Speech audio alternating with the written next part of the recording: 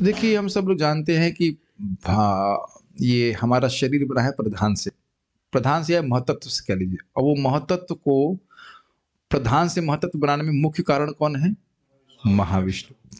अब आप समझ रहे हैं कि हमारे जो भी वस्तु हमारे पास है, उसके स्वामी सीधे कौन है? महाविष्णु। और महाविष्णु के अवतार है अद्वैताचार्य जी। आप लोगों ने शायद वो कभी नहीं सुना होगा, वो बहुत कठिन चीजें हैं चेतन चरितामृत में। मैंने भी इसको अब तक डिस्कस नहीं किया, सोच रहा हूँ आज करने के लिए, जहाँ बड़ा विश्लेषण किया गया कि ये उपादान कारण कैसे, ये निमित्त कारण है, उपादान कारण इत्यादि इत्यादि। फिर मैं कहा मतलब बहुत लोड हो जाएगा तो हम छोड़ दे रहे हैं, लेकिन इतनी बात समझ में आ रही है कि हम सभी के शरीरों के लिए हम लोग भगवान महाविष्णु के ऊपर आश्रित हैं। और कुछ और मैं कहना चाह रहा था, हम लोग को कृतज्ञ होना चाहिए कि ये मानव शरीर हमको प्राप्त हुआ है, जिससे हम भगवान का भजन कर सकते हैं।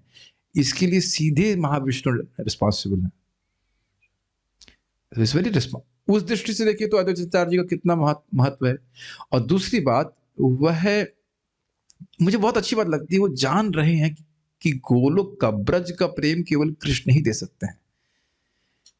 इसलिए विशेष करके आप देखिए, आप अद्वैत आचार्य जी कलयुग के लोगों पे दया करने के लिए, कैसी दया? ब्रज का प्रेम देने के लिए विशेष प्रार्थना किए, हुंकार किए, महाप्रभु का अवतरित कराए कृष्ण को, गोलोक विहारी कृष्ण को अवतरित करे। ये कुछ उनकी असीम अनुकंपा नहीं दिख रही? तो आप लोग चैतन्य भागवत पढ़ेंगे तो उसमें पूरे पूरे चैप्टर्स हैं, ग्लोरीज ऑफ अद्वैत आचार्य। बोले इच्छा हो रही है कि आज शाम को देखते हैं, फिर उसी पे कुछ चर्चा करते हैं। उसमें फिलोसफिकल भी बहुत बातें, अच्छी अच्छी बातें मालूम चलती हैं।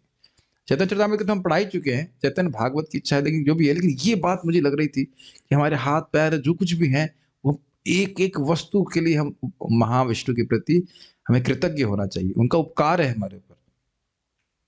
और दूसरा चीज हमको बहुत बड़ी शिक्षा दे रहे हैं, जिसके द्वारा हम लोग भक्ति के सुख का अनुभव कर सकते हैं। क्या है श्लोक? चैतन्य रादास मुई चैतन्य रादास, चैतन्य रादास तारा सेवकेरा दासेरे दानुदास। कि मैं चैतन्य महाप्रभु का दास हूँ, चैतन्य महाप्रभु का दास हूँ, चैतन्य महाप्रभु का दास हूँ, उनके दासों का दास हूँ। ये दासत्व की भावना ही जीव को भक्ति में सुख का अनुभव कराती है। इसीलिए स्वयं ईश्वर हैं, विष्णु तत्व हैं, लेकिन चैतन्य महाप्रभु भगवान कृष्ण की दासत्व को स्वीकार करते हैं, सेवा की भावना। तो ये प्रार्थना भी हमें उनसे करनी चाहिए। और आप जानते होंगे, महाराज भी आज बता रहे थे कैसे जब प्रभुपाद जी जाने चाहते थे अमेरिका, अद्वैताचार्य जी की जो समाधि है, वहां जाकर सफाई भी करते और फूट फूट कर रोया करते थे। तो वहां पे भी जो पुजारी था, कोई था, उनसे पूछा कि आप क्यों रो रहे हैं? तो कह रहे हैं कि मेरे गुरु महाराज ने मुझे एक असंभव कार्य दिया है, जिसको मैं मानता हूं कि मैं असमर्थ हूं करने में। तो मैं अद्वैताचार्य जी की प्रार्थना या उनके आशीर्वाद कर प्रार्थना कर रहा था कि अपना आशीर्वाद हमको दें, ताकि हम कुछ कर सकें संबंध में। बहुत अच्छा है। और एक और इंटरेस्टिंग है कि अद्वैताचार्य जी देखे कि कहे कि देखो, यदि भगवान कृष्ण को मैं अवतरित नहीं करा पाया, तो अब मैं फिर चक्र चलाऊंगा, चक्र लेकर के जितने भी नास्तिक हैं सबको मार डालूंगा। Fortunately succeeded. वो भाग्य अच्छा था कि उन्होंने महाप्रभु को अवतरित करा दिया, नहीं तो कुछ और ही चक्र चल रहा होता है। It's wonderful, we owe so much to him. तो देखते हैं शाम को कुछ बहुत अच्छे, बहुत स्वीट पास टाइम्स भी हैं। एक पास टाइम बताना चाह रहा हूँ, फिर शाम को बताएंगे कि हमेशा नित्यानंद महाप्रभु उनके चरणों की धूल लेते। एक बार जो लोग शाम को, रात के समय श्रीवास ठाकुर का कीर्तन करते थे, तो उस दिन अद्वैताचार्य इनकी चरण की धूल ले लिए। और महाप्रभु कहते हैं कि अरे मुझे हरिनाम में कुछ सुख नहीं मिल रहा है, हरिनाम में कुछ सुख नहीं मिल रहा है। तो अद्वैताचार्य जी कहते हैं, क्यों, तुम ही चोरी कर सकते हो? हमारे पास चोरी करने का सिस्टम नहीं है क्या? हम भी चोरी कर सकते हैं। तो अद्वैताचार्य जी कहते हैं, महाप्रभु कहते हैं, अरे हरिनाम में सुख नहीं मिल रहा, मैं जी नहीं सकता। फिर बाहर चले गए, कोई ढूंढ नहीं पा रहा है। फिर अद्वैताचार्य जी को भी नहीं ढूंढ पा रहे, ऐसे करके बड़े दुखी होते हैं। तो उसके आगे क्या होता है, उसके लिए आप सुनिएगा शाम को। बहुत अच्छे अच्छे पास टाइम से। एक और बहुत अच्छा है, चंद्रशेखर आचार्य जी के यहाँ पे ड्रामा हो रहा होता है। तो अद्वैताचार्य जी, दाढ़ी तो है ही लंबी उनकी, सबको ऐसे ऐसे ऐसे करके घूम रहे हैं, ऐसे ब्रह्मों को ऐसे घुमा घुमा करके इधर देख रहे हैं, सावधान, सब लोग सावधान, ऐसे करके। तो अब है सबसे सीनियर डिवोटी, लेकिन इतना वो लोग विनोद करते हैं, इतना मस्ती कर रहे हैं, this is amazing. Let's see how much we can discuss, but now focus on this. पढ़िए, इस हम लोग यहाँ पे बात कर रहे थे श्री भगवान की सृष्टि के, हाँ, ये भौतिक सृष्टि बहुत न्यूनतम अंश है भगवान की शक्ति का, और इसका बृहत्तर विशाल अंश है आध्यात्मिक सृष्टि। उसके बारे में हम सुनेंगे। उसे गोलोक, क्या गोलोक कहते हैं, वैकुंठ कहते हैं। इस भौतिक प्रकृति के परे we have remembered Advaitacharya what you can do. Let's start. हाँ, इस भौतिक प्रकृति के परे एक श्रेष्ठ आध्यात्मिक प्रकृति है, जैसा कि श्री कृष्ण भगवद गीता में कहते हैं। मैं बोल रहा हूँ, भूमिरापो नलो वायु, तिरापो नलो वायु, खम मनो बुद्धिरेव च, खम मनो बुद्धिरेव च, अहंकार इति यं मे, अहंकार इति यं मे, भिन्ना प्रकृतिरष्टधा। भिन्ना प्रकृतिरष्टधा। तो ये श्लोक बस सब जानते हो कि नहीं जानते हैं, तो हम समझा रहे हैं। थोड़े स्पेलिंग मिस्टेक्स है। My dear editor, I think there is some problem from my side, क्योंकि वो इस फाइल को आपको अपडेट कर देना चाहिए था। मैं बार बार वही फाइल खोल लेता हूँ, उसमें श्लोक गलत निकलता है। भगवान की दया से हमने पारायण किया तो हमें श्लोक पता है। ये भूमि नहीं है, भूमि है। भूमि, आप, आप मतलब जल, अनलह मतलब अग्नि, वायु का मतलब वायु, खम मतलब आकाश, मन, बुद्धि और अहंकार। आप लोग बहुत भोलेपन से इसको समझ रहे हैं ना। कृपया गीता भूषण देखिएगा, इसमें कितने हैं तत्व? 8, और वो 24 गिना दिए इसमें। हाँ, हम पढ़ा चुके हैं, आप देखिएगा उसमें। कोई बात नहीं, just to keep things simple. इतियम इति अयम में भिन्ना प्रकृतिरष्टा, ये सारे 8 तत्व मुझसे मेरी भिन्न प्रकृति हैं। अब भिन्न क्यों है? जरा भगवान के स्वरूप को विचार कीजिए। भगवान है सत, तो उनसे भिन्न का अर्थ क्या हुआ? असत, यानी पूर्णतः भिन्न, कोई साम्यता नहीं है, और बिल्कुल अलग। अच्छा, उसके बाद चिद है, और ये शक्ति कैसी है? अचिद, अलग हो गया। और आनंद, तो इसमें निरानंद। लेकिन मैं है भगवान की ही। और इस पे मायावादी लोग बड़ी अजीब सी बातें कहते हैं कि भाई ये भगवान चिन्मय है तो इससे भौतिक शक्ति कैसे आती है? वो आती की बात नहीं, वो है ही हमेशा से। Does it make sense? आप सुन चुके हैं कि माया भी शाश्वत है और भगवान भी शाश्वत है। तो भगवान की ये नित्य भिन्ना शक्ति है, ऐसे समझ लीजिए। ये शाश्वत अनादि काल से अचित असत निरानंद है, और अनंत काल तक ऐसी ही रहेगी। ये समझ पा रहे हैं? ऐसा नहीं कि भगवान परिवर्तित होकर के माया के रूप में है। क्यों वो कहते हैं कि जगत में इतने सारे परिवर्तन हो रहे हैं, तो इसका मतलब भगवान परिवर्तनशील है। लेकिन नहीं, शक्ति परिणामवाद, भगवान नहीं परिवर्तित हो रहे, उनकी इच्छा से, उनकी शक्तियों में जो शाश्वत है उनमें परिवर्तन हो रहा है। एक छोटा सा एक उदाहरण समझ सकते हैं। जैसे हम रोटी बनाते हैं, तो रोटी में आटे का ही परिवर्तन किया जाता है, उस व्यक्ति में परिवर्तन नहीं आता है। एक मोटा मोटा उदाहरण बता रहा हूं मैं, है ना। तो अपनी शक्ति से उधर कर देता है, तो वो तो आटा पहले से विद्यमान है ही। गेहूं से आटा, तो गेहूं एक शक्ति, तो गेहूं से आटा, आटा से फिर रोटी, और उसके बाद बहुत सारे पराठे और बहुत सारी चीजें बन सकती हैं। एक मोटा मोटा उदाहरण दे रहा हूं। तो भगवान की जो भिन्ना माया शक्ति है वो नित्य विद्यमान है। अब देखिए, लोग कितनी सी छोटी सी बात नहीं समझ पाते। एक व्यक्ति ने, भक्त ने पूछा कि जब जीव भगवान के पास जाता है तो क्या उसका मन नहीं होता है? क्या उत्तर है? इस पर आप ही पूछ रहे थे कौन? अच्छा, अभी सामने बैठे, मैं भूल गया किसने पूछा था। तो क्या देखो कि अब लोग सिंपल सा श्लोक अगर गीता का समझेंगे तो स्पष्ट समझ में आ रहा है, ये भौतिक प्रकृति है और आध्यात्मिक प्रकृति, उसमें यहाँ वो जड़ पदार्थ कुछ भी नहीं है। तो मन तो यही छूट जाता है, मन, बुद्धि, अहंकार जो भी है वो तो कवरिंग यही छूट जाता है। और व्यक्ति आध्यात्मिक शरीर में भगवान के पास जाता है, तो वो उसके आध्यात्मिक हाथ, पैर, मन, बुद्धि सब कुछ है। लेकिन वो उनका स्वरूप ऐसा नहीं जैसे हमारा ही शरीर। एक बात यहाँ पे आ रही है, मैं, हाँ पूछ लीजिए, फिर मैं पूछ पाऊंगा। हाँ बोलिए। प्रभु, ये सारे एलिमेंट्स जो हैं, मन, बुद्धि, अहंकार, हमारी सेटल बॉडी, ये कहाँ पे छूटती है और परमात्मा कहाँ पे छूटते हैं? देखिए, इसका वर्णन हम नहीं समझ पा रहे हैं कि कहना क्या। देखिए, आप कहेंगे कहाँ छूटती है। अजामिल का उदाहरण समझ लीजिए, आसानी समझ में आ जाएगा। अजामिल और नारद जी, 2 उदाहरण हम जानते हैं कि नहीं? नारद जी क्या कहते हैं, न्यपतित पांच भौतिक, मेरा पांच भौतिक शरीर, इसका अर्थ है सूक्ष्म शरीर भी, वो सब समाप्त हो गया उधर और मुझे पार्षद का देह प्राप्त हो गया। तो यानी यही छूट जाता है तुरंत। हाँ, महत्व तो नहीं कहा, मतलब ऐसा नहीं कि ऊपर जा करके, अगर सीधे सीधे समझें तो वैकुंठ से विमान आता है, शरीर खत्म, आध्यात्मिक शरीर प्राप्त, और चले जाते हैं। एक दूसरा आप अजामिल का भी ही देखते हैं, गंगा जी में गए, शरीर छूटा, आध्यात्मिक शरीर प्राप्त हुआ। तो अगर कहा जाए कहाँ होता है तो यही होता है। और आध्यात्मिक शरीर में परमात्मा की जरूरत नहीं है। क्यों क्यों बताइए क्यों? क्योंकि वहाँ कृष्ण हमारे नित्य संगी सामने विराजमान है, तो अलग से भगवान के एक्सपेंशन की क्या आवश्यकता। ये भी सही है, उत्तर तो सही है। और कुछ चीजें, यस, इस जगत को भोगने के लिए भगवान अगर परमात्मा के रूप में ना हो तो जीव नहीं कर सकता है, ये बात है। ठीक है, तो परमात्मा तो कहीं कहीं इसमें लिखा है कि परमात्मा ब्रह्म ज्योति में चले जाते हैं, जो भी होता हो, मतलब पूछ लीजिएगा परमात्मा जब जाएंगे क्या टेंशन है। लेकिन ये स्पष्ट है कि हमारा स्थूल और सूक्ष्म शरीर आध्यात्म जगत में नहीं जाता है, कांट कैरी एनी बैगेज। अब एक केस में विशेष बन रहा है ध्रुव महाराज का, जहां पे उनका शरीर परिवर्तित हो जाता है आध्यात्मिक में। अब वो पता नहीं कैसे होता है, लेकिन जो भगवान की इच्छा से कभी कभी ऐसा भी होता है, प्राय ऐसे ही होता है कि शरीर छोड़ देते हैं और आध्यात्मिक शरीर प्राप्त होता है और भगवान के पास चले जाते हैं। भगवान हमेशा ऐसा करते नहीं है। ध्रुव महाराज का केस विशेष है, हर हर बार ऐसा नहीं करते हैं, प्राय ऐसे ही होता है कि भक्त का शरीर छूटता है भगवान के।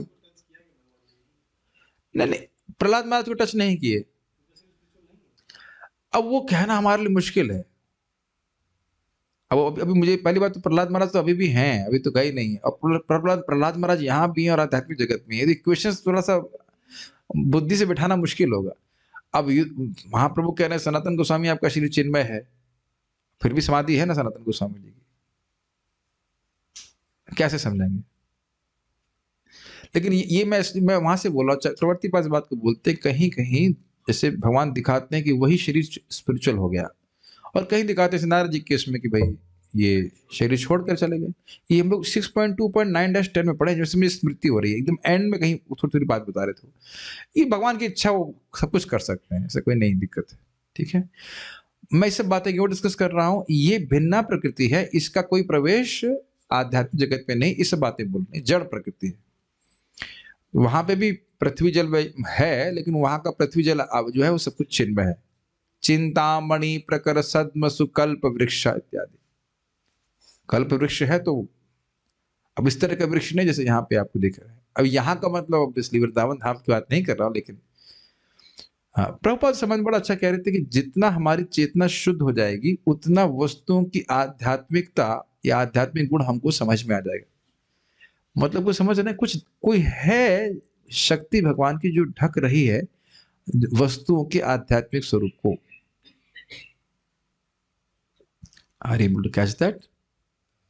आप जैसे जानते हैं ना, ब्रह्मा जी थे और भगवान के पास थे, वो देख पा रहे, लेकिन अन्य ब्रह्मा नहीं देख पा रहे हैं। तो वही योग माया की कवरिंग है, जिससे हमको लग रहा है कि हम देख रहे हैं, लेकिन हम देख नहीं पा रहे ठीक से। विषय छाड़िए कभी शुद्ध हबे मन, कभी हम हेरिबु श्री वृंदावन। श्री वृंदावन को सच्चे स्वरूप में व्यक्ति अभी नहीं देख पा रहा है। तो खैर, कहने का बस यही अर्थ था यहाँ पे कि ये सब जड़ है और इसका प्रवेश आध्यात्मिक जगत में नहीं है। कई बार आपने सुना होगा कि हम एक वृंदावन के ऊपर एक लेयर है, उस लेयर के ऊपर हम रह रहे हैं, अभी वृंदावन में प्रवेश नहीं कर पा रहे हैं। तो वो लेयर जो है योग माया की है। आप नहीं समझ पा रहे हो बात को? जैसे आपने सुना है ना, उपासना जब ब्रह्मा जी भगवान कृष्ण के पास गए थे और उन्होंने पूछा कौन से ब्रह्मा, तो उन्होंने फिर उनको बुलाया। कथा जानते हैं, चैतन्य चेतामृत की कथा है। और ब्रह्मा जी कहने के पहले उन्होंने कहा क्या बात है, कैसे आए? तो कहे पहले ये बताइए कि क्या और भी ब्रह्मा हैं? तो अब भगवान ऐसे आंखें बंद की तो बहुत सारे ब्रह्मा आए। आप जानते हो शिव जी बहुत सारे आए, इंद्र आए, उनको वो हमारे ब्रह्मा से इतने बड़े थे कि ब्रह्मा जी खरगोश जैसे लग रहे थे। Quite an amazing thing, Brahma ji खरगोश जैसे दिख रहे थे। मान लीजिए हम लोग कहीं बैठे हो मंगल आरती में, सारे वो निगरोज है ना अफ्रीका वाले, 8-8 फीट वाले, 7 फीट वाले, तो हम लोग ये कहाँ आ गया मैं, सारे वो होंगे। तो वो भी छोटा, वो भी छोटा, फिर भी अब खरगोश नहीं लगोगे, एकदम लग रहा है। तो सोचो कितने बड़े। लेकिन अद्भुत बात क्या थी, क्या थी बताइए अद्भुत बात? एको ब्रह्मा ही समझ नहीं रहे थे कि दूसरे लोग वहां पे, सारे ब्रह्मा जो सोच रहे हैं कि मैं 1-to-1 बात कर रहा हूँ कृष्ण से। वो ये भी नहीं देख रहे कि उनके ब्रह्मांड का शिव जी भी आए हैं। अब आप समझ रहे हैं एक ही समय में भगवान किस प्रकार से म्यूट कर सकते हैं, किसी का वीडियो ऑफ कर सकते हैं। इसे कार्बन कॉपी आप नहीं कर सकते। सबको यही लग रहा है कि कृष्ण हमारे ब्रह्मांड में आए और पूछ भी रहे हैं ठीक है आप, तो कहते हैं कि जब जब से आप हमारे ब्रह्मांड में आए हैं हम लोग विजयी हो रहे हैं। और प्रभुपाद वहां स्पष्ट लिखते हैं कि हर प्यार भी है उसमें, हर ब्रह्मा को यही लग रहा था कृष्ण हमारे ब्रह्मांड में एक ही समय में। तो आप मेरी बात समझ रहे हैं, इस जड़ प्रकृति का आध्यात्मिक प्रकृति से कोई संबंध नहीं है। और ये हमको कवर की रखी है, आध्यात्मिक स्वरूप जो है वस्तुओं का वो हमें दिखता नहीं। ठीक है, पढ़िए आगे इसको। हाँ, और इससे अलग हम लोगों का वर्णन कर रहे हैं भगवान तटस्था शक्ति का। अपरिमितस्त्वन्या प्रकृतिम होना चाहिए, प्रकृतिम विद्धि में पराम, प्रकृतिम विद्धि में पराम। में का डॉट प्रकृतिम का डॉट में पे चला गया फिसल करके। जीवभूता महाबाहो, जीवभूता महाबाहो, येदं धार्यते जगत्, येदं धार्यते जगत्। पढ़िए। पृथ्वी, जल, अग्नि, वायु, आकाश, मन, बुद्धि और अहंकार, ये मेरी भिन्न भौतिक 8 शक्तियों के 8 रूप हैं। हे महाबाहु अर्जुन, इस अपरा जड़ प्रकृति के अतिरिक्त मेरी एक परा चेतना प्रकृति भी है, जो वे सब जीव हैं जो भौतिक अपरा प्रकृति से संघर्ष कर रहे हैं तथा ब्रह्मांड को बनाए रख रहे हैं। अब इसका विचार समझिए, बहुत सुंदर उदाहरण इसी श्लोक पे प्रभुपाद जी कहते हैं कि एक बार इससे पहले मैं क्या कहते हैं, मैं उससे कुछ एक रहस्य बताना चाह रहा हूँ। जब मैं श्रील प्रभुपाद जी का लेक्चर को उसमें सुन रहा था तो मुझे बहुत स्ट्राइकिंग बात लगी जो मैं भी कुछ बोलने वाला हूँ, और उसको मैंने 5-6 लोगों को बोल दिया, इसलिए याद रहता है। एक डिवोटी पूछ रहे थे कि कैसे याद रहता है, समझ में आया है? यहाँ पे भी जब हम किसी की निंदा करते हैं तो 2-4 लोगों को बोल रहे तब जो है बात स्थिर होती है, मन में ज्ञान स्थिर होता है ना कि उसके बारे में क्या क्या बोला था, है ना। और कई बार बोलते हैं तब ज्ञान ठहरता है इसके बारे में। हो क्या रहा है कि मान लीजिए आज मैंने कुछ बोला और आपने शेयर नहीं किया तो वो गायब हो जाता है। मेरे ख्याल से जानकी माता जी आपको अनुभव हो रहा होगा कि बार बार बोलने से और रोज क्लास आप डिस्कशन करने से वो बातें याद रहती हैं। हाँ भी नहीं बोलने, can't you not your head, हाँ फ्रैक्चर तो नहीं है गले में, कोई उस लगाता नहीं रखा। अरे भाई सत्यापित करोगे तब तो ये लोग कुछ बोलेंगे। ये मेरी बात नहीं, ये मैंने जानबूझ करके 8 सुना वाली क्लास शुरू करवाई है ताकि आपस में लोग डिस्कस करें, चाहे वो कुछ गलती भी करें लेकिन डिस्कस करेंगे तो चीजें और हृदय में जाएंगी। माता जी ने पूछा था कि भाई वो आपने वो बिजली वाला उदाहरण दिया था ना, इलेक्ट्रिसिटी वाला, समझ में नहीं आया। जब मैं क्लास में बोल रहा था, जब दे रहा था पहली बार, तब आपने नहीं कहा था कि नहीं समझ में आया, और जब क्लास देने लगे तब समझ, अरे नहीं समझ में आया बात। डिस्कशन के बहुत फायदा होता है। तो अगर आप सीखना चाहते हैं कि क्या बोला जा रहा है तो तुरंत शेयर किए, अरे ये इस पर कितनी सुंदर बात बोली। अब देखिए प्रभुपाद जी इस पर क्या बोला। प्रभुपाद उसको बहुत सुंदर तरह से समझा रहे हैं, कह रहे हैं कि वे सब जीव हैं जो भौतिक अपरा प्रकृति संघर्ष कर रहे हैं तथा ब्रह्मांड को बनाए रखें। हम सब लोग ब्रह्मांड उठाए हुए हैं, एटलस हैं हम। क्यों भैया आपको क्या लग रहा है पृथ्वी आपने उठाया हुआ है क्या? हम मृदंग उठा ले, ये बहुत बड़ी बात है कि नहीं? हम लोग पृथ्वी उठाए हुए हैं, तो क्या अर्थ है इसका बताइए। बड़ा सुंदर अर्थ प्रभुपाद जी कहते हैं कि देखो भाई फैक्ट्री है, तो फैक्ट्री को कौन चला रहा है? वर्कर्स चला रहे हैं। वर्कर नहीं हो तो फैक्ट्री नहीं चलेगी ना। स्कूल कौन चला रहा है? स्टूडेंट्स चला रहे हैं, टीचर चला रहे हैं। तो आप किसी भी संस्था को देखिए, इंस्टीट्यूशन को देखिए, तो एक जीवात्मा है और वहां वस्तु में, उन दोनों के संयोजन से वो वस्तु चल रही है। समझ में आया? कितना सुंदर, कितना क्लियर उदाहरण है। जीवात्मा, जेल कौन चला रहा है? कैदी चला रहे हैं। आप कहेंगे कैदी चला रहे हैं, आप नहीं मानेंगे, लेकिन एक्चुअली अगर कैदी ना हो तो जेल की कोई जरूरत नहीं है। लेकिन प्रभुपाद जी देखिए कितना सुंदर क्लियर कर रहे हैं, चला तो रहे हैं लेकिन संघर्ष करते हुए। देखिए कितना सुंदर अनुवाद प्रभुपाद ने दिया है यहाँ पे। ऐसा नहीं कि अब चलो अब चलाए आराम से, प्रकृति तुम्हारी बात सुनेगी। नहीं, भौतिक प्रकृति आपकी बात नहीं सुन रही है। आज एक भक्त ने पूछा, प्रभु जी गवर्नमेंट की टैक्सेशन है क्या? यह भी कष्ट है? हमने कहा आदि भौतिक कष्ट अन्य जीवों के द्वारा कष्ट है ना। कोई व्यक्ति, हमारे एक वक्त बता रहे थे, उनको कहने बहुत सैलरी मिलती, 30% टैक्स अमेरिका में। अरे कितना दुख लगेगा ना। वैसे आप ये मान सकते हो कि मेरी सैलरी वो कट के ही है जितनी मिल रही है, वो आप मान सकते हैं, बट स्टिल कितना दुख लगेगा ना। किन लोगों को, उन लोगों को पैसा देने के लिए जो कुछ करते थे। बहुत सारे तथाकथित सोशल वेलफेयर करते, लेकिन 30% अधिक कमा रहे हो तो 30% दो। स्ट्रेंज। इंडिया में वैसे कुछ है ना, मतलब 47%। हाँ, केशव से कपूर बता रहे हैं, आपके बेटे ने भी सीख लिया से 40%। अब जो भी 30% इज टू मच ना। फिर आदमी सोचेगा ना मैं अधिक कमाऊं क्यों कम ही कमा लेता हूं, कम से कम जाएगा नहीं। तो ये सब कष्ट है ना, संघर्ष, प्राप्ति में संघर्ष, उसके बाद उसको भोगने में संघर्ष, और छीनने का संघर्ष, संघर्ष ही संघर्ष चल रहा है। तो यह नहीं सोचना चाहिए कि इस जगत को चला रहे हैं तो हम बॉस की तरह चला रहे हैं। बॉस की तरह चला रहे हैं, क्या हो गया, कठिनाई है कुछ लेकिन चला हम ही लोग रह रहे। क्या हम लोग चला रहे हैं? यस, हमारी इच्छाएं भोगनी की है, तो इसलिए भगवान इस दुकान को खोले हुए, ये बोल रहे हैं। okay. बढ़िया।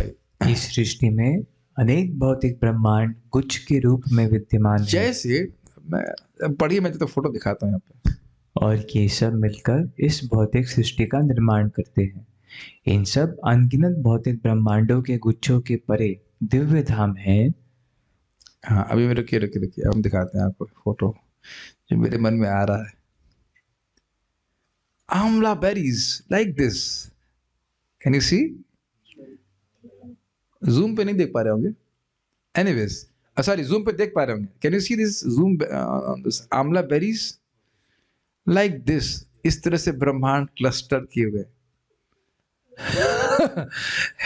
काफी महत्वपूर्ण है, इज इट नॉट? ऐसे में एक अच्छी बात ये कि भले बाकी कुछ लगे खट्टा बहुत है आंवला बहुत खट्टा होता है, बाकी तो फायदेमंद है, ठीक है, लेकिन आंवला 3 दोषों को समित करता है और ये जगत हमको 3 तापों को देता है। आयुर्वेद पढ़ने के फायदे हो रहे नए नए एग्जाम्पल से, बट ये पढ़ करके एकदम से मेरे में नहीं आ रहा। गुच्छ, आंवला का गुच्छा देखा तो उसमें बिल्कुल गोल गोल गोल गोल ब्रह्मांड है, क्या महत्व है बताइए। और इस भौतिक सृष्टि का निर्माण करते हैं। हाँ, और इन सब अनगणित भौतिक ब्रह्मांडों के गुच्छों के परे दिव्य धाम है। तो अर्थ समझ ही रहे होंगे। प्रपात बोलते हैं बुलबुले की तरह है। बुलबुले याद है आपको? यस। बहुत सुंदर फोटो भी यहाँ पे प्रस्तुत की गई है। आप इसमें देख सकते हैं कि ऊपर की ओर गोलोक धाम जो कमल के आकार का है, उस तरह से बताया गया राधा कृष्ण का धाम। उसके बाद अन्य भगवान के विस्तार है, आप देख पा रहे हो वैकुंठ के, उसमें बहुत सारे वैकुंठ हैं, और उस हर वैकुंठ में भगवान विष्णु मुख्य देवता के रूप में है, अधिष्ठाता देवता के रूप में है। फिर ब्रह्म ज्योति दिख रही है, वह भगवान श्री कृष्ण के दिव्य धाम से आई हुई। Beautiful picture by devotees. कितनी पता नहीं, हम तो पहले रखते थे अपने इसमें, जब मैं बेस में था, ये फोटो हम लोग लगा के रखे थे। अगर रोज फोटोज को देखे तो व्यक्ति को याद रहेगा कि हमें पहुंचना कहाँ है। आपने देखा भी होगा इस जगत में लोगों को जब कुछ गोल सिद्ध करना होता है तो उसे लिख लेते हैं, व्हाटएवर, आईएएस बनना है या कुछ भी करना है थोड़ा इनामर्ड रहते। तो कुछ कुछ दिख पा रहा है, बहुत छोटा ही फोटो है, बहुत बड़ा फोटो नहीं दिखा पाएंगे। और उसके बाद वो दिखा रहे हैं बड़ा बड़ा, एक्चुअली इतना बड़ा है नहीं, लेकिन कहते हैं उसको जूम इन किया हुआ है, जूम इन किया हुआ है। तो ब्रह्मांड है, और ब्रह्मांड नहीं, क्षमा कीजिएगा, भौतिक जगत है जो ब्लैक ब्लैक दिखाई पड़ रहा है, वो कारण सागर कहा जा रहा है, और उसी में अनेक अनेक ब्रह्मांड बुलबुले की तरह तैर रहे हैं। तो आप समझते हो कि इस प्रकार की बात को या चर्चा सुन करके हम भौतिक विषय आसक्ति को छोड़ने के लिए प्रेरित होते हैं, भले छोड़े नहीं तुरंत, है कि नहीं? आप इतना तो समझ रहे हैं पूरा ब्रह्मांड ही महत्वहीन है, ये आपको लग रहा है, लेकिन हमारा अनुभव है कि जब ये बात नहीं समझ पाते भक्त, तो छोटी जो फ्लिमसी यूजलेस बातें उस पर बहुत फोकस करते हैं, और जो मुख्य बात है इस हरे कृष्ण मंत्र की रस्सी, ये दिखाई पड़ रही है आपको, हरे कृष्ण मंत्र की रस्सी, कैन यू सी दैट? आप देख रहे हैं हरे कृष्ण मंत्र बहुत बहुत महीन लिखा हुआ है, बहुत छोटी सी पतली सी रस्सी है जो गोलोक से, हाँ लता कह लीजिए, जो भी कह लीजिए, यहाँ पे हरे कृष्ण मंत्र को एक रस्सी की तरह दिखाया है जिसका उच्चारण करके जीव खिंच करके वापस भगवान के पास चला जाएगा। बहुत अच्छा ये पिक्चर बनाई गई। तो भक्त को भगवान के धाम वापस जाने के लिए कमर कस लेनी चाहिए और अपना सूटकेस भी कस लेना चाहिए। ये समझ में आ रहा है? सूटकेस, जब से कहीं जाना है तो सूटकेस में आप पूरा घर का सामान तो नहीं रख सकते, सारे बर्तन, सारा गद्दा, स्वाभाविक सी बात है। ये भी नया उदाहरण अच्छा आ रहा है कि भाई अब कहीं जाना है तो अब सूटकेस गद्दा वद्दा लेके जाना तो बड़ा कठिनाई है। आप सिंपल जानते हैं जो आप भक्ति यहाँ कर रहे हैं यही काम आने वाली है, कैरी फॉरवर्ड, एंड इस जन्म में नहीं कि तो अगले जन्म में जब भी हो, लेकिन गोलोक की प्राप्ति करनी है। एक बात मुझे आ रही है तो मैं बोल देता हूँ कि बहुत बार लोग कंफ्यूज हो जाएंगे मैं कहना क्या चाह रहा हूँ। देखिए, हम जब बार बार कह रहे हैं कि हम लोग देहाध्यास से ग्रसित हैं, जो कि हैं, लेकिन हमको ये बार बार सोचते नहीं रहना है कि हम देह के अध्यास से मुक्त कैसे होंगे, अपने को देह मानने से कैसे मुक्त होंगे। ये हमारा साध्य नहीं है। हमारा गोल जो उद्देश्य है भगवान की भक्ति प्राप्त करना है। ये जो अविद्या के कारण हो रहा है, जैसे भक्ति बढ़ेगी अपने आप एज अ साइड प्रोडक्ट देह अध्यास से आपको देह अध्यास से मुक्त कर देगी। प्रेमा भक्ति जहां होते अविद्या विनाश जाते, और उसका प्रभाव कैसे दिखेगा? भगवान की भक्ति में रुचि। मैं फिर से रिपीट कर रहा हूं, हमारा गोल बड़ा क्लियर है, भगवान की भक्ति में हम रुचि कैसे और अधिक जागृत कर सकें। ये समझ में आ रहा है? आप जान रहे हैं ना, अनर्थ निवृत्ति, उसके बाद निष्ठा, आसक्ति, निष्ठा, रुचि, आसक्ति, भाव, ये क्रमशः अधिक अधिक भक्ति की रुचि की अवस्थाओं को सूचित करता है। ये समझ में आ रहा है? तो इसके लिए आप लोग को हताश होने की जरूरत नहीं प्रभु जी, हम तो अभी भी अपने को शरीर मानते हैं। उधर मत टेंशन लीजिए आप, बस इतना देखिए कि कृष्ण कथा में कितनी रुचि हो रही है, कृष्ण नाम में कितनी रुचि हो रही है, कृष्ण की सेवा करने की कितनी इच्छा बढ़ रही है। वो जैसे जैसे टेस्ट बढ़ता जा रहा है उसका मतलब है अविद्या नष्ट हो रही है, अविद्या नष्ट हो रही, तो अपने आप एक दिन आपको समझ में आ जाएगा कि हम शरीर बिल्कुल कैसे नहीं है। ये मैं पॉइंट आ रहा है, अब इस बात को समझना जरूरी है, तो हमारा संघर्ष समाप्त हो जाएगा। ठीक है, ओके। तो पहुंचना है यहाँ पे, यस। तो ये सब आध्यात्मिक जगत है जिसका उल्लेख भगवत गीता में भी है। मेरे पीछे बोलिए, ना तद्भासयते सूर्यो, न तद्भासयते सूर्यो, न शशांको न पावकः, न शशांको न पावकः, यद्गत्वा न निवर्तन्ते, यद्गत्वा न निवर्तन्ते, तद्धाम परमं मम, तद्धाम परमं मम। ना तद्भासयते सूर्य, वहां सूर्य प्रकाशमान की प्रकाश की आवश्यकता नहीं है, न शशांक को, न वहां चंद्रमा की प्रकाश की आवश्यकता है, न पावक, न अग्नि के प्रकाश की आवश्यकता है। यद गत्वा न निवर्तन्ते, वहां जाने के बाद व्यक्ति दोबारा कभी नहीं आता। कहाँ? तद धाम परमम, परमम मम, मेरा परम धाम। अब ये देखिए, बड़ा लोग उसको घुमा देते हैं, कहते हैं कि हम लोग गोलोक में थे और गिर गए, जब वहां से गिर गए तो हो सकता है दोबारा जाके भी हम वहां पे गिर जाएं। तो उनसे पूछो कि भाई ये कहाँ पढ़ के आए कि आप गोलोक से गिर गए? आपकी संहिता है कुछ?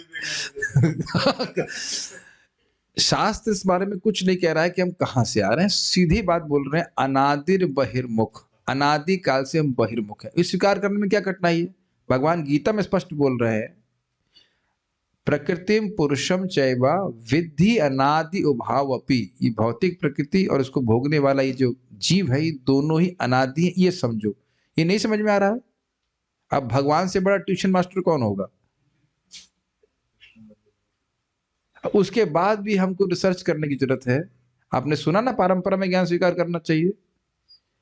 ये बात भगवान ने बोल दी कि नहीं, अनादिकाल से हम इस जगत में हैं और अनादिकाल से प्रकृति का भोग करने का प्रयास करें। ये एकदम इसको नहीं, इसमें हिलने भी नहीं देंगे जरा सा भी।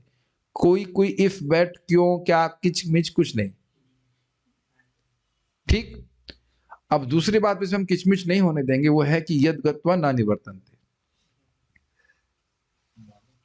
मानना ही होगा। भगवान बोल रहे हैं, यही अर्थ है यथावत स्वीकार करना, कि वहां चले जाएंगे तो वापस कभी नहीं आएंगे। और इसको श्रीपद रामानुजाचार्य जी बड़े सुंदर तरह से कहते हैं, इसलिए नहीं आएंगे क्योंकि आने का कोई कारण ही नहीं है। जिसने अति सुंदर अति मधुर कृष्ण की प्राप्ति कर ली, वह क्यों आएगा? और इसको एक और एंगल से समझाइए, जैसे समझने का प्रयास कीजिए। जैसे बद्ध जीव अगर भक्ति को प्राप्त ना हो तो उससे कभी इच्छा ही नहीं होती ना भगवान के धाम जाने की। उसके रिफरेंस में सोचिए, गोलोक के पार्षदों को कभी यहाँ आने की बिल्कुल इच्छा नहीं होती। वो दे आर एब्जॉर्ब। प्लीज सुनने का प्रयास, समझने का प्रयास कीजिए। जैसे हम लोग भोग में निमग्न हैं और उस गोलोक की रियलिटी से अनभिज्ञ हैं, ऐसे वो उस लीला में निमग्न है।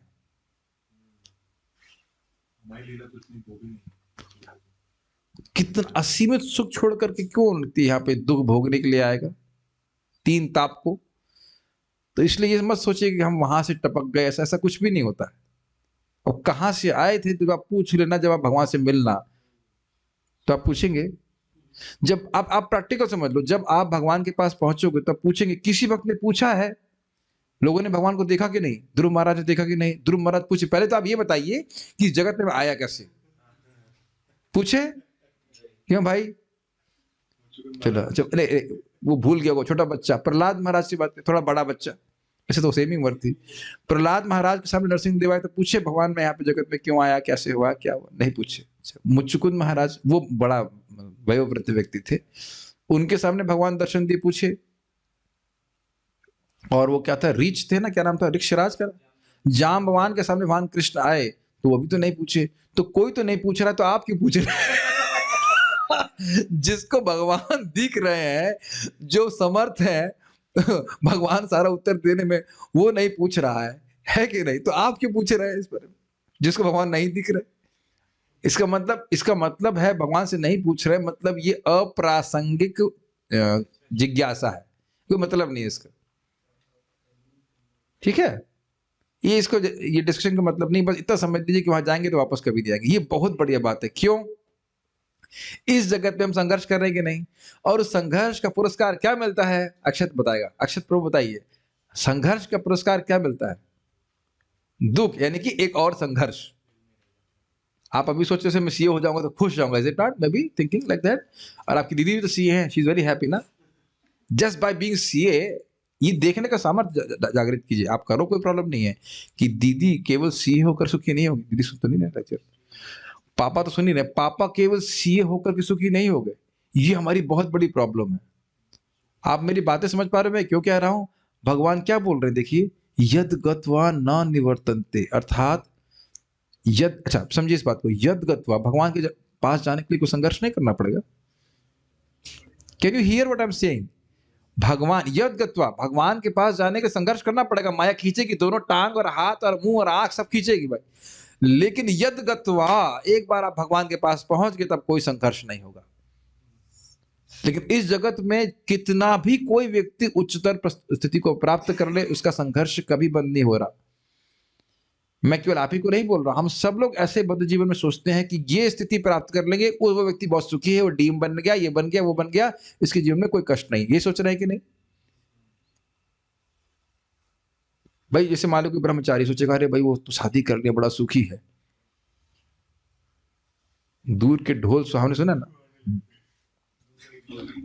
और फिर जो शादी कर लेता कहता है तो ब्रह्मचारी जीवन बड़ा अच्छा था।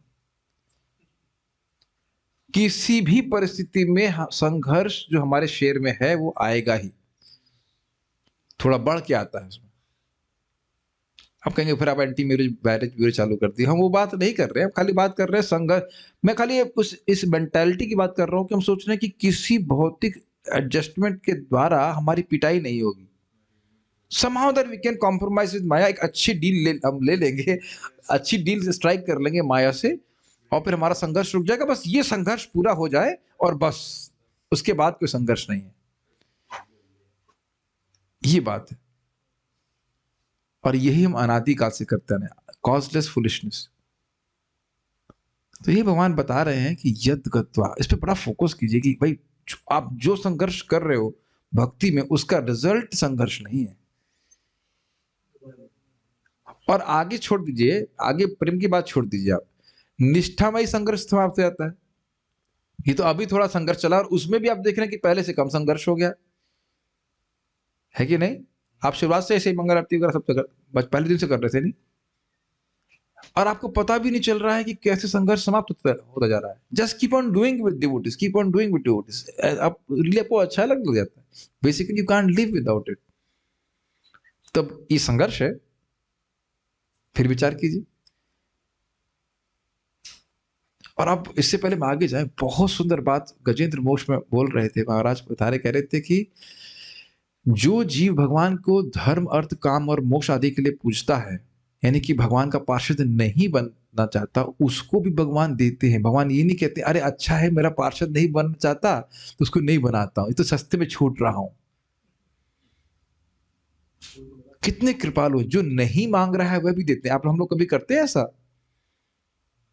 कभी कभी करते हैं, जब बहुत प्रसाद होता है हमारे पास। तो जब हमारे पास बहुत सारा प्रसाद होता है तो जब नहीं भी मांगता वो भी देते, ये भी ले लो, ये भी खा लो। ये कभी कभी करते। तो अब समझ में आ गया, ये समझ में आ गया। जब बहुत प्रसादम होता है तब हम जो वस्तु वो नहीं भी मांग रहा वो दे रहे होते है कि नहीं? अब समझ में आ गया। भगवान के पास अनंत है, तो कोई उनके पास आता है तो ये नहीं सोचते कि अब ये मान लो दो कौड़ी का चावल मांग रहा है तो अरे दो कौड़ी बस दो देकर के छोड़ जाऊं, ऐसा देवता करते हैं। लेकिन भगवान ऐसा नहीं करते। तो आप ये मत सोचिएगा कि बहुत बड़ा संघर्ष है। यद गत्वा के लिए क्या करना पड़ेगा आपको? मन मना भव मद भक्तो मदियाज इमाम नमस्कुरु, दीपदान करना होगा। कितना इजी है ना। गोविंदम। नहीं प्रभु जी मेरा हाथ में कुछ कठिनाई, कैल्शियम की कमी, मुझसे दीप दीप भी नहीं उठ रहा, तब क्या कर सकते हैं? महाराज पे कई बार कहते हैं को अति प्रयास, प्रयास है भगवान की भक्ति में, कह अति प्रयास, को अधिक प्रयास तो है नहीं। ये बहुत अच्छा मुझे श्लोक लगता है। जब भी कोई बोले तो इस पे आप हमेशा बोलना कि भाई कुछ भी हो, एक बार पहुंच जाएंगे तो भगवान डील साइन कर रहे हैं कि वहां से कभी वापस नहीं आओगे। लेकिन आप जानते हैं कि वैकुंठ के पार्षद ब्रह्मांड में घुमा करते हैं, तो वो बंधन में नहीं है। ठीक है, बहुत अच्छा है बात। सो इसलिए बोल रहा हूं कि अपने भक्ति में आप जो भी कठिनाई या संघर्ष अनुभव करते हैं, बस आप ऊपर देखिए। आप ऊपर मतलब जैसे हिरण्यकशिप ऊपर देखते वैसे नहीं। ऊपर देखिए, मतलब दृष्टि रहे कि मुझे भगवान के पास पहुंचना है, भगवान के पास पहुंचना है। और फिर इधर कठिनाई में कोई ध्यान नहीं रखेंगे।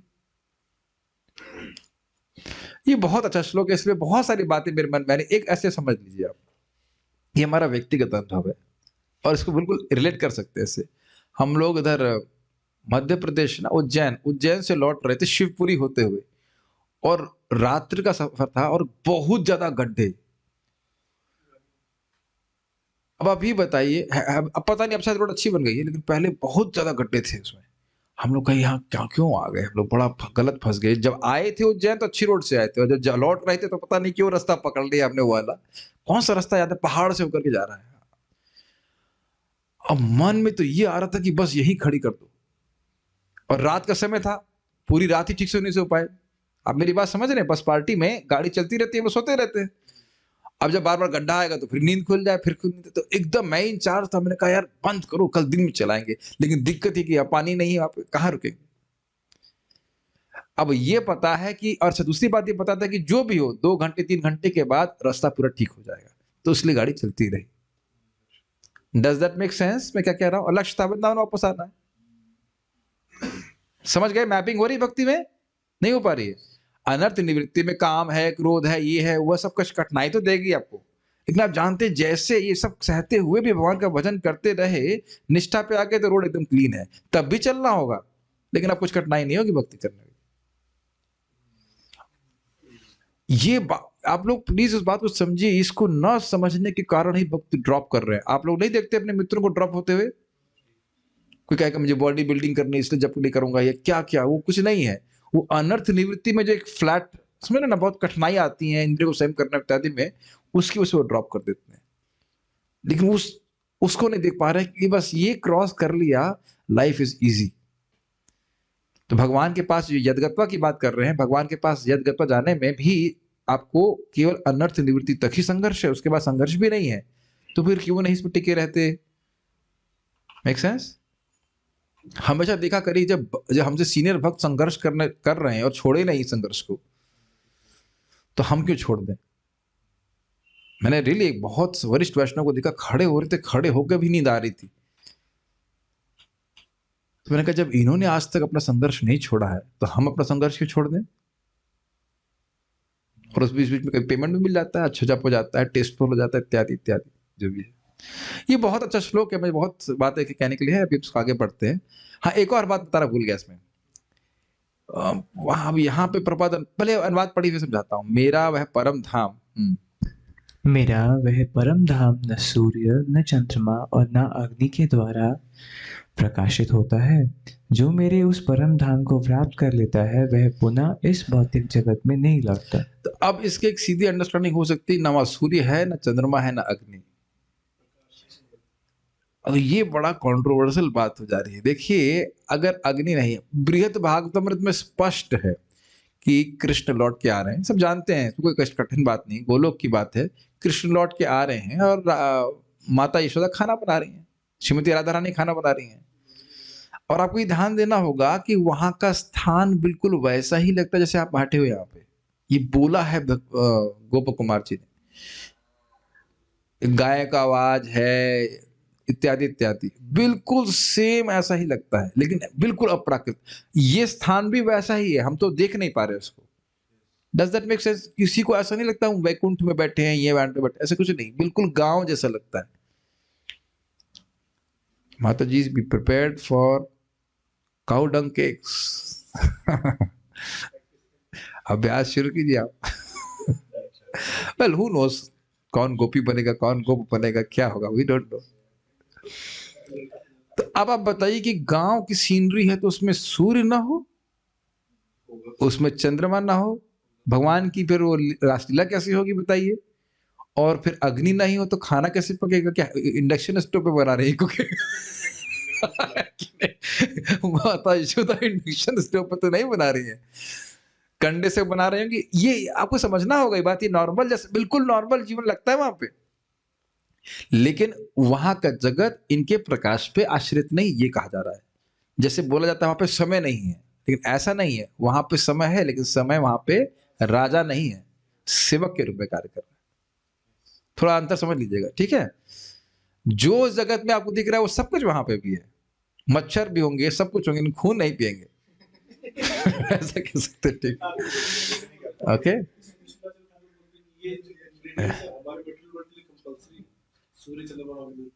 हाँ भाई, यहाँ पे अच्छा बात आप बोल रहे हैं, क्योंकि ये जगत अंधकार स्वरूप है, तो यहाँ पे चंद्रमा का प्रकाश आवश्यक है, सूर्य का प्रकाश आवश्यक है, लेकिन वहां सब स्वयं प्रकाशित है। लेकिन फिर भी आप ये नहीं कह सकते कि अग्नि नहीं है, कि वहां पे चंद्रमा नहीं है, तो अजीब सा लगे। वहां ये भी लिखा है, वो स्पष्ट लिखा, कहते हैं वहां भी देवता भी है, वो देवता भी और असुर भी हैं, लेकिन वो सब एक मतलब वो असुर भी डिवोटी है और देवता भी प्योर डिवोटी है। शिव बोतल देता है, इस तरह जैसे यहाँ देवताओं की आवश्यकता है, ऐसा कोई जरूरत नहीं है, लेकिन पास टाइम के लिए। और वहां लिखा है कि वैकुंठ में, वैकुंठ के लोग जो इच्छा चाहते हैं वो रूप धर लेते हैं, कभी देवता का बन जाएंगे, कभी 4 मुख वाले, कभी 5 मुख वाले, कुछ भी चाहे कर लेंगे, कोई कोई लिमिटेशन ही नहीं है। I think not many are interested. क्या लगता है सुन करके? Is it a good place? So you can go very easily by chanting Hare Krishna. 5 minute है, थोड़ा और पढ़ लीजिए। वह परा प्रकृति जो इस भौतिक प्रकृति के परे है शाश्वत है। इसके प्रारंभ होने का कोई इतिहास नहीं है, न इसका आदि है न अंत। मेरे पीछे बोलिए। परस्तस्मातु भावन्यो, परस्तस्मातु भावन्यो व्यक्तो व्यक्ता सनातनः, व्यक्ताव्यक्तः सनातनः। यः स सर्वेषु भूतेषु, यः स सर्वेषु भूतेषु नश्यत्सु न विनश्यति। नश्यत्सु न विनश्यति। अव्यक्तोऽक्षर इत्युक्त, अव्यक्तोऽक्षर इत्युक्तः तमाहु परमां गतिम्, तमाहु परमां गतिम्। यं प्राप्य न निवर्तन्ते, यं प्राप्य न निवर्तन्ते तद्धाम परमं मम। तद्धाम परमं मम। इस व्यक्त अव्यक्त होने वाली जड़ प्रकृति से परे एक अन्य सनातन प्रकृति भी है। आवाज कम कीजिए, फीडबैक हो रहा है। ये है पहले लाइन इस्लाम को समझिए। अव्यक्त मतलब प्रधान, जब आप वहां पे नाम और रूपों के भेद को नहीं देख रहे हैं। ये हम श्रीमद् भागवत में समझाया था, इस जगत में नाम और रूप के अलावा आप क्या देख रहे हैं? कुछ नहीं। वेबकैम, माउस, ग्लास, पुरुष, स्त्री, ये सब नाम और उनके विभिन्न रूप। इसी का स्मरण करते, इसी की चर्चा करते, इसी को बोलते हैं। और ये नाम और रूपों का भेद कहाँ शुरू हुआ, किस स्टेज पे शुरू हुआ सृष्टि की, बताइए जल्दी से, देखते हैं कौन बुद्धिमान व्यक्ति है। महातत्व के आगे, अब सृष्टि होना शुरू हुई, जब उसमें प्रकृति में शोभ हुआ, उसके बाद। उससे पहले तो जीव महाविष्णु के शरीर में विद्यमान रहते हैं, कोई ना उनका नाम है, ना कोई रूप है, कुछ भी नहीं दिया जाता। तो ये हो गया अव्यक्त अवस्था। और व्यक्त आप देख रहे हैं जगत के रूप में व्यक्त है, इसमें अलग अलग नाम है, अलग अलग रूप है। यस, तो ये जड़ प्रकृति की कांस्टेंट साइकिल है। प्रपंच अवस्था, निष्प्रपंच अवस्था, प्रपंच, निष्प्रपंच, बार बार ये होता ही रहता है। पिटारा खुल गया, पिटारा बंद कर दिया, पिटारा खुल गया, पिटारा बंद कर दिया, ऐसे होता रहता है। तो इससे परे सनातन प्रकृति, अर्थात जहां भगवान के धाम में भगवान के भक्त हैं, भगवान हैं और नित्य लीला में संलग्न रहते हैं। यस, पढ़िए। प्रभु एक बार प्रधान और महतत्व का डिफरेंस क्लियर कर देंगे? देखिए, प्रधान, पहले तो समझे, प्रधान जो अव्यक्त है, और प्रधान में प्रकृति के तीनों गुण। गुड, सीख रहे हैं, सुनने सुनते याद आता है। सतोगुण, रजोगुण और तमोगुण साम्य अवस्था में रहते हैं, बैलेंस 1:1:1। और उस स्थिति में सृष्टि नहीं होती है। तो जब भगवान उसमें काल शक्ति का क्षोभ करते हैं और जीवों को उसमें डालते हैं, तो जब क्षोभ हो जाता है तो गुण डिसबैलेंस होना शुरू होते हैं, और वहां से फिर सृष्टि होती है, वह भी काल शक्ति के द्वारा कंट्रोल होकर। ठीक है, और उसमें फिर जीवों की जो इनकी कर्म थे, उनकी इच्छाएं थी, वासनाएं थी, उसके अनुसार उनको शरीर प्राप्त होते जाते, वो ब्रह्मा जी फिर देते हैं उसके बाद। ठीक है। इस व्यक्त अव्यक्त होने वाली जड़ प्रकृति से परे एक अन्य सनातन प्रकृति भी है। वह सर्वोपरि तथा अविनाशी है। इस जगत के नष्ट हो जाने पर भी यह उसी तरह बनी हुई रहती है। उस परम धाम को अव्यक्त और अक्षर कहते हैं, और वही परम गंतव्य है। गंतव्य मतलब जहां जाना चाहिए, और कहीं लोफरबाजी करते हुए घूमने की जरूरत नहीं है। समझ में आया? हम लोग की बड़ी इच्छा होती, चलो भाई टिम्बकटू देख के आए। ऐसे नाम ले रहा हूँ। अर्थात एक हमारे रघुपति प्रभु बोल रहे थे कि वह भी यूरोप गए थे माता जी के साथ, तो बोले हमें तो कोई अंतर लगा नहीं, सब स्थान वैसा ही होता है। और ये आप बहुत माइन्यूटली देखना, जिसमें रात में हम लोग जब करते हैं, देखा वो अदिति कृपा माता जी की बहन वहां पे है कनाडा में, तो उनका घर भी तो वैसे ही दिखते है। थोड़ा अच्छा हो सकता है तो वही लकड़ी के, सब लकड़ी पकड़ी से बना हुआ, और तो कुछ नया है नहीं। फिर डिवोटी जो मॉरिशस में आते हैं, हमको पता ना हो कि मॉरिशस में बैठे हैं, तो आपको मालूम तो नहीं चलेगा वो मॉरिशस से, आपको लगा यही बरेली की बात। बरेली के किसी घर में रह रहे। आप मेरी बात समझ रहे हैं? This is very striking. अगर बात समझ रहे हैं, हम बहुत लोगों की बहुत इच्छा होती है कि हम ये वहां घूमने जाएं, यहाँ घूमने जाएं। रियली कोई व्यक्ति एक सिंपल सा नॉर्मल सा घर हो, लाइट नॉर्मल लगा दे और उसकी सेटिंग करते बरेली वाली, तो आप कहेंगे बरेली में रह रहा है, वो कह मानेंगे नहीं कि अमेरिका में रह रहा है। और एक और बात इसमें बहुत सुंदर बात, प्रभुपाद कह रहे हैं वही परम गंतव्य, भाई वहीं पहुंचो। और कहीं भी पहुंचोगे तो संघर्ष बना रहेगा, चाहे स्वर्ग में भी पहुंच जाओ, वहां भी भगवान नहीं मिल रहे। आप ब्रह्म भुवनालोका पुनरावर्तिनो अर्जुना माम उपेत्य तो कौन्तेय पुनर्जन्म न विद्यते। अब ये जो फोटो यहाँ पे रखी गई है कितनी सुंदर है। यहाँ महाविष्णु भी छुपे छुपे दिख रहे हैं, है कि नहीं? ये महाविष्णु भी बादलों के अंदर छुपे छुपे, जबकि वो उससे निर्लिप्त है। हम कहाँ ढूंढी जरा उसमें। आप, मेरा मन कर रहा था वो जो हम चर्चा कर रहे थे ना, और दूसरा पहले यहाँ पे आगे बात, फिर राधा कृष्ण का दिव्य चमकता हुआ गोलोक धाम, इस पे अगर ध्यान करे व्यक्ति बारंबार, तो स्वाभाविक रूप से अपनी भौतिक इच्छाओं को त्यागने में उसको बहुत सुविधा होगी। कुछ विवेक जागृत हो जाएगा ना, इतनी उत्कृष्ट वस्तु है, तो कहां इस बादल में कीचड़ में हम पड़े रहे, बताइए। कन्फर्म बाय यार, का हो यार। सुन लिया उसने, जूम पे सुन रही लग रहा। कंफर्म करने की ब्रज की काव बोली, यस यस। आप लोग ऐसे सोचते नहीं?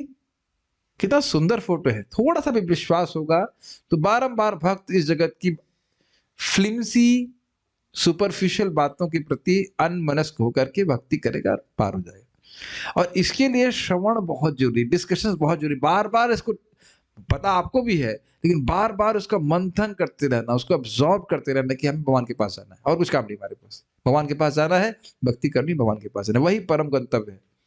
वहां उससे पहुंचे बिना मैं दम नहीं लूंगा। I want compromise for anything less. इससे इससे कम हमने डील नहीं करने वाले।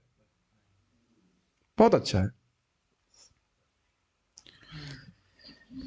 अच्छा, एक बात ध्यान रह गई है, उस परम धाम को अव्यक्त कहते हैं। अब दो शब्द आपने सुने, प्रकृति की व्यक्त और अव्यक्त अवस्था और गोलोक की अव्यक्त अवस्था। इसका अर्थ क्या है? देखिए, जब प्रकृति, जड़ प्रकृति की अव्यक्त अवस्था की बात कर रहे हैं तो वहां कोई विविधता नहीं है और वो सब कुछ जड़ है, प्रधान जड़ है। लेकिन जब हम भगवान गोलोक के गोलोक धाम की अव्यक्त अवस्था की बात कर रहे हैं तो उसका अर्थ यह है कि यहां से दिखता नहीं, वो उस जगत में प्रकाशित नहीं है।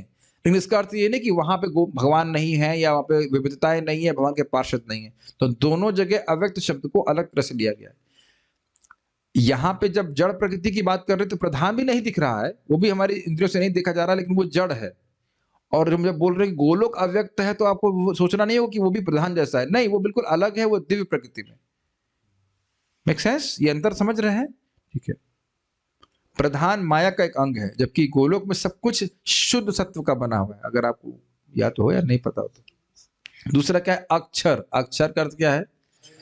जिसका क्षय नहीं, कोई ट्रांसफॉर्मेशन नहीं। लेकिन एक है, यद्यपि क्षर नहीं है लेकिन नित्य अधिक नया, नवीन, मधुर होता जाता है, एवर एक्सपैंडिंग से कहा जाए बात है। ठीक है, पढ़िए आगे। वहां जाने वाला उधर से फिर कभी वापस नहीं लौटता। हाँ, अब वह उसके मेरा आगे बात, परम धाम। हाँ, भगवद गीता के 8.20-21 है श्लोक। मैं कभी कभी सोचा करता हूँ कि देखिए, जो लोग भक्ति कर रहे हैं, क्या उनके माता पिता को पता है, चाहे वो भक्त हों चाहे अभक्त हों, क्या इस बात की अनुभूति कर सकते हैं कि हमारे बच्चे का जीवन कितना ब्राइट है? वो बच्चा भी नहीं समझ सकता है। मैं फिर से बात करूंगा, अभी इसको प्लीज पर्सनली मत लीजिएगा, लेकिन बच्चा, मान लो आपको लग रहा है कि हमारा बच्चा आईएएस बन जाएगा, तो आप सोचेंगे ना कि ब्राइट ब्राइट जीवन है, ये स्वाभाविक है, सब नहीं कह सकते नहीं सोचेंगे। लेकिन कहाँ आईएएस ऑफिसर और कहाँ स्वर्ग का देवता? किसी आईएएस ऑफिसर की चर्चा स्वर्ग में नहीं होती, प्राइम मिनिस्टर की भी नहीं होती। उन्हें कोई चिंता नहीं होती कि इस समय किसकी सरकार बनी, कुछ नहीं सोचते। जब युधिष्ठिर महाराज थे तब वो बात करते थे, अन्यथा अभी कोई नहीं बात करता है। और स्वर्ग के देवताओं की चर्चा ऊपर के लोगों में कुछ नहीं होती, वो हंसते हैं, क्या ये भोगों में पड़े हुए हैं। और ब्रह्मलोक के लोगों को देखते हैं, वैकुंठ के वासी कहते हैं कितने दुख में है, और वहां, और वैकुंठ से भी श्रेष्ठ, ऊपर श्रेष्ठ इन सेंस तारतम्यता की दृष्टि से गोलोक ले जाएगा ये हरे कृष्ण मंत्र। आप श्लोक जानते हो, राधा कृष्ण स्थलम लभेति, जो 32 अक्षरों का महामंत्र जप करता है, बड़ा स्पष्ट, मैं समझ रहा हूँ पद्म पुराण से था, हम कोट कर चुके हैं जप टॉक में, एकदम स्पष्ट लिखा है, वो करेगा तो है राधा कृष्ण स्थलम लभेत। इतना तो सब संस्कृत समझ ही गए होंगे, वह है क्या करेगा? राधा कृष्ण के स्थल को प्राप्ति करे। तो बोले यार, एक ही बात बार बार क्यों बोलते हैं? ताकि दिमाग में और घुस जाए और हम दृढ़ता से भगवान का नाम जप करें और अच्छे से नाम जप करें। यही करना, यही करना, यही करना है बस। श्रीमद् भागवत पढ़ना है, भगवान का नाम जप करना है, भगवान की भक्ति करना है, ये अधिक से अधिक करना है। जितना आपसे बन पड़ता है उससे अधिक ही करने का प्रयास करें कुछ। ये हम खाली बोल रहे हैं। एक बात और बोलने वाला था मैं, क्या जस्ट मिस हो गया, बहुत अच्छी बात थी। Oh, it was so nice. Anyhow, अब याद नहीं आ रहा, तो कृष्ण, कुछ बहुत अच्छी बात हम लोगों को शेयर करने वाला था इस संबंध में।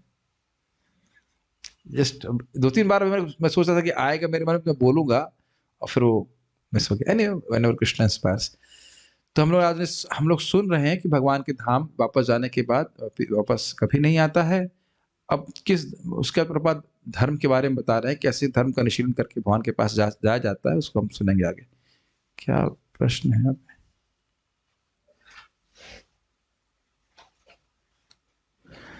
प्रश्न कह रहे हैं कि क्या प्रधान महतत्व में आता है? महतत्व प्रधान से आता है तो प्रधान है कारण, और महत्त्व है कार्य, तो स्वाभाविक सी बात है कि कारण कार्य में विद्यमान रहता है। मैं कहूँ रोटी में आटा रहता है, तो रोटी कहाँ से आएगी? लेकिन रोटी में केवल आटा है, आटा है, पानी है, बस। और आटा है, पानी ही है, अग्नि भी है। वेरी गुड, अग्नि भी है। अग्नि तो आप प्रत्यक्ष अनुभव करते हैं। और वायु भी है, और साथ साथ ये भी उस व्यक्ति का प्रयास भी है जो रोटी बनाया है। ऐसे रोटी नहीं पक जाती है।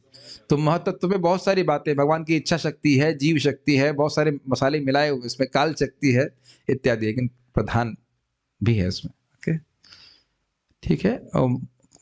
ओके, कोमल माता जी को प्रश्न। यस माता जी, but I have to unmute you and also hear speaker. Oops, hold on, रुकिएगा, अभी पूछिए।